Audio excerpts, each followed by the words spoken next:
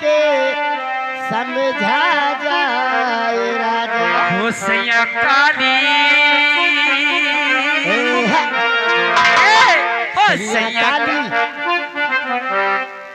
सैया काली साड़ी लई हो कमर में छिपी जाए सैया काली साड़ी लई हो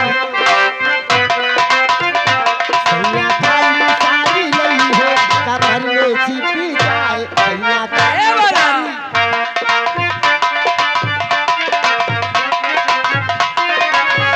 हेलो और हमारे सोहन लाल दादाजी बीडीसी हम मिल आए भैया काहे परेशान हो नहीं इनके लगे तुम्हें चले जाओ तुमका दे दिया ये हमारे सोहन लाल बीडीसी भाई साहब हैं ये 20 रुपए का पुरस्कार दिए हैं लेकिन इनकी फरमाइश वही है उजद बगुला बिन पिपरो न सोए पूरा गीत होना चाहिए सास ससुर बिना ससुर न सोए सास ससुर बिना ससुर न सोए सास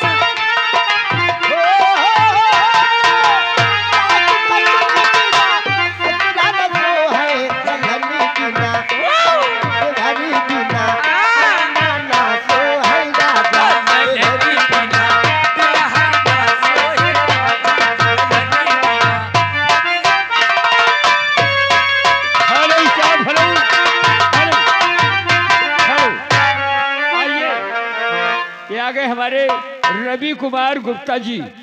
रवि कुमार गुप्ता जी उनके पिताजी 51 रुपए का पुरस्कार भेजा है लिखा नहीं जाएगा हमारी पार्टी के लिए आया है भाई साहब को लाख लाख शुक्रिया धन्यवाद और आप हैं राम प्रसाद महाराज जी क्या बात है सामने दादाजी खड़े हैं 21 रुपए आप लोगों के लिए दे लिखा नहीं जाएगा पार्टी कोट साहब धन्यवाद देते ये गीत पूरा होना चाहिए और बाबूजी के लिए शुक्रिया है हाँ। क्या है कहना है अरे पत्नी कमरी करी हैया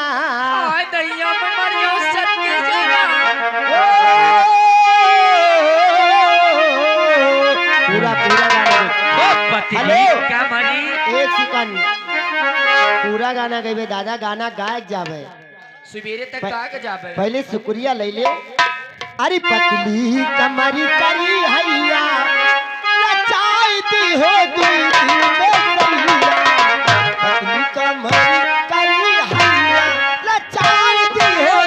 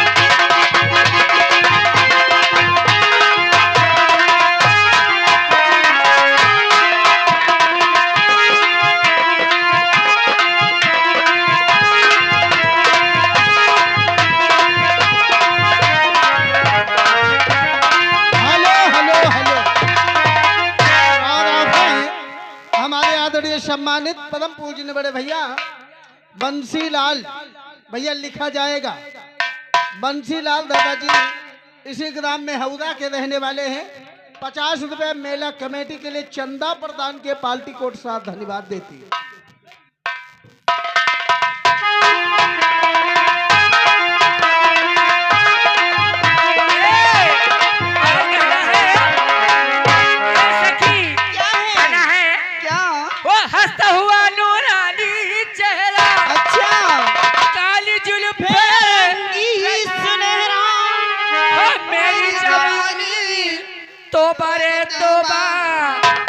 तेरी रूपा रूपा रूपा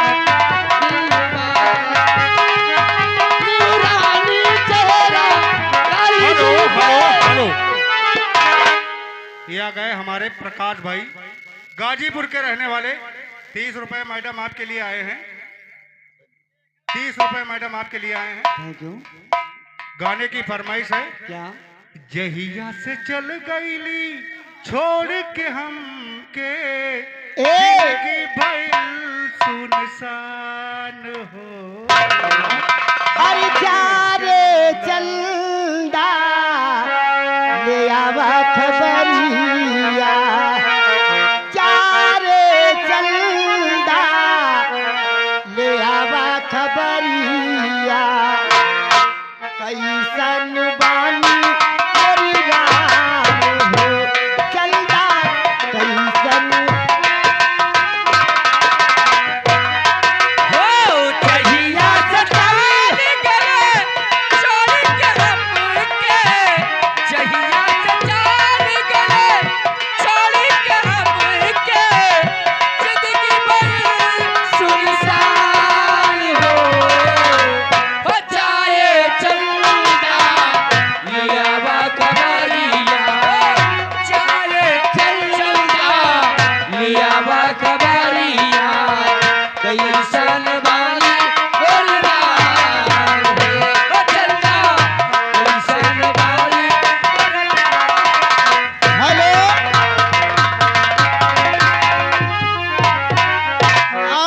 सम्मानित हमारे सोहन लाल यादव जी बीडीसी हैं।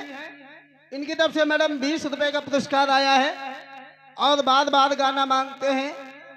उजर बगुला बिन पिपरो न सोहे दादा होए गवाह, कुल मिला के दोबारा होए रहा फिर। हेलो हो उजर बगुला बिना हो,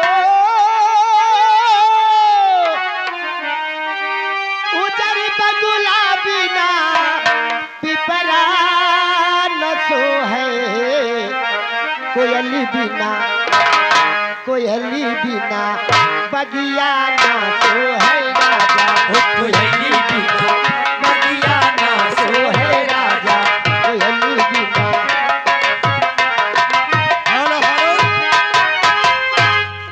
और अनाउंसमेंट किया जा रहा है कि जो हमारे सिंगार घर में फर्जी लोग खड़े हैं कृपया सामने आकर बैठे, क्योंकि हम कलाकारों को दिक्कत होती है काम करने में।